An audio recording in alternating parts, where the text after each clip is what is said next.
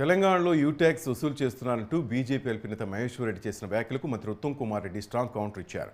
వినతి పత్రాలు తీసుకొచ్చి సీఎం దగ్గరకు పోయి లోపలికి వెళ్ళాక ల్యాండ్ సెటిల్మెంట్ విషయాలు మాట్లాడినట్లు కాదని కౌంటర్ ఇచ్చారు.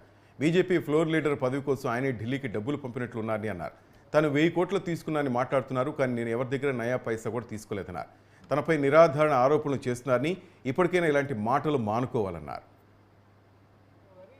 మాకు సంస్కృతి లేదు, ఉత్తమ్ కుమార్ రెడ్డి అసలు కాదు.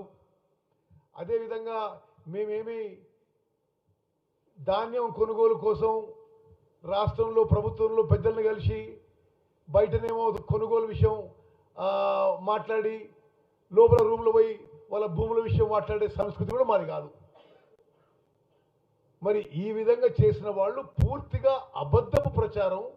అసలు ఏ మాత్రం 1% కూడా దాంట్లో నిజం లేదు.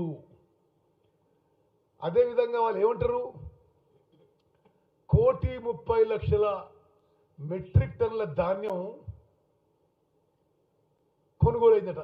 అసలు కనీస మినిమం ఫిగర్స్ ఒక ప్రిపరేషన్ కూడా లేదు. అసలు ఆ రోజుకి కొన్న ధాన్యం మొత్తం కూడా 30 లక్షల మెట్రిక్ టన్నులే ప్రొక్యూర్మెంట్ ఆపరేషన్లో.